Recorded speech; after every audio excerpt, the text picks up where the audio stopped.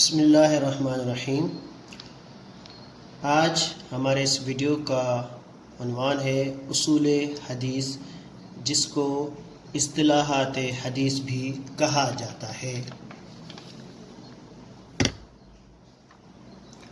تقسیم الخبر باعتبار وصول ہی الینا، اس اعتبار سے حدیث کی دو قسمیں ہیں، خبر المتواتر اور خبر الآحاد۔ خبر متواتر لغوی اعتبار سے متواتر اسم فاعل کا صیغہ ہے، باب تفاعل سے، جس کی معنی ہے کسی بات کا تسلسل سے آنا۔ اصطلاحاً کہتے ہیں کہ جس کو ہر طبقے میں اتنے راویوں نے روایت کیا ہو جن کا جھوٹ پر جمع ہونا مشکل ہو۔ متواتر کی شرائط: راویوں کی تعداد بہت ہو، بعض کے ہاں 10، بعض کے ہاں 40، بعض کے ہاں 70، لیکن صحیح بات یہ ہے کہ تعداد ہر زمانے کی اپنی ہو سکتی ہے۔ نمبر 2، یہی تعداد ہر طبقے میں برقرار ہو، کم نہ ہو۔ نمبر 3، ان کا جھوٹ بولنا مشکل ہو۔ نمبر 4، ان راویوں کی حدیث سے حواس خمسہ سے ثابت ہو، جیسے سمعنا، لمسنا، رأینا۔ اقسام المتواتر: متواتر لفظی، یعنی جس کے الفاظ و معنی تسلسل سے آئیں، جیسے من کذب علی متعمدا فلیتبوأ مقعدہ من النار والی حدیث 70 سے زیادہ صحابہ نے روایت کیا ہے۔ متواتر معنوی، جس کا مفہوم تواتر سے ثابت ہو، الفاظ نہیں، جیسے دعا میں ہاتھ اٹھانے کا مفہوم 100 احادیث سے ثابت ہے۔ حکم المتواتر، ہمیشہ صحیح ہوتی ہے، اس کے راویوں پر بحث کرنے کی ضرورت نہیں۔ خبر واحد کی اقسام بے اعتبار تعداد: آحاد احد کی جمع ہے۔ اصطلاحاً خبر واحد وہ حدیث ہے جس میں متواتر کی شروط نہ ہو۔ خبر واحد کی 3 قسمیں ہیں: مشہور، عزیز، غریب۔ مشہور یہ وہ حدیث ہے جس کے راوی ہر دور میں یا کسی دور میں 3 ہو گئے ہوں۔ عزیز یہ وہ حدیث ہے جس کے راوی ہر دور میں یا کسی دور میں 2 ہو گئے ہوں۔ غریب یہ وہ حدیث ہے جس کا راوی ہر دور میں یا کسی دور میں 1 ہو گیا ہو۔ مندرجہ بالا تینوں احادیث صحیح بھی ہو سکتی ہیں اور ضعیف بھی ہو سکتی ہیں۔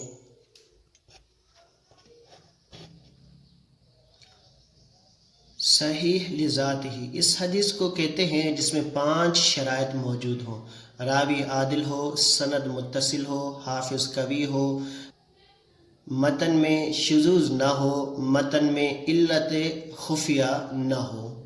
حسن لذاتہ، اس حدیث کو کہتے ہیں جس میں 5 شرائط مکمل ہوں لیکن کسی ایک راوی کا حافظہ تھوڑا کمزور ہو۔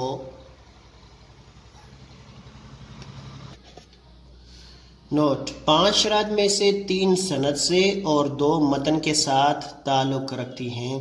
حکم: دونوں کا حکم یہ ہے کہ پہلی حدیث صحیح ہے اور قابل حجت ہے، جبکہ دوسری بھی صحیح لذاتہ کی طرح قابل حجت ہے لیکن قوت میں اس سے کم ہے۔ صحیح لغیرہ، یہ حدیث حسن لذاتہ ہوتی ہے لیکن اس کی مختلف سندیں ہوتی ہیں، جس کی وجہ سے یہ حسن لذاتہ سے ترقی کر کے صحیح لغیرہ ہو جاتی ہے۔ حکم: اس حدیث کا مرتبہ حسن لذاتہ سے اوپر اور صحیح لذاتہ سے تھوڑا کم ہے۔ حسن لغیرہ، یہ حدیث بنیادی طور پر ضعیف ہوتی ہے لیکن اس کی تائید میں اور بھی سندیں ہوتی ہیں۔ ضعیف یہ وہ احادیث ہیں جس کے اندر 5 شرائط میں سے کوئی ایک نہ ہو یا 5 نہ ہو۔ ضعیف حدیث پر عمل کرنا: جمہور علماء کے نزدیک فضائل اعمال میں ضعیف حدیث پر 3 شرائط کے ساتھ عمل کیا جائے گا۔ حدیث میں ضعف شدید نہ ہو، مثلا راوی کا فاسق اور کاذب نہ ہونا۔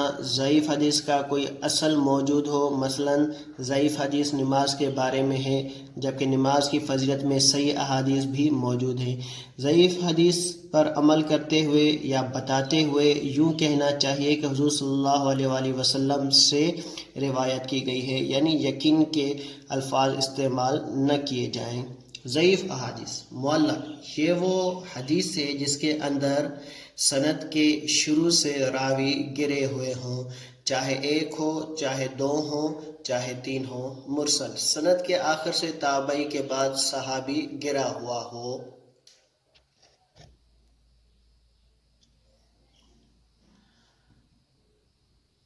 موزل سند کے درمیان میں کم از کم 2 یا 3 یا اس سے زیادہ راوی گرے ہوئے ہوں ایک ساتھ۔ منقطع سند کے درمیان سے راوی ساکت ہوں، چاہے ایک ہو یا 2 یا اس سے زیادہ، لیکن ترتیب سے نہ گریں۔ دوسری تعریف سند میں کہیں سے بھی راوی گرے۔ حکم چاروں کا حکم یہ ہے کہ ضعیف ہیں سند منقطع ہونے کی وجہ سے۔ مدلس یہ وہ حدیث ہے جس کی سند میں عیوب کو چھپا کر ظاہر کو خوبصورت کر کے پیش کیا گیا ہو۔ اس کی مختلف صورتیں ہیں۔ راوی نے جو روایت اپنے شیخ سے نہیں سنی اپنے شیخ کی طرف نسبت کرے اسے تدلیس الاسناد کہتے ہیں۔ دو سکہ راویوں کے درمیان میں ضعیف راوی کو گرا دینا اس کو تدلیس التسویہ کہتے ہیں۔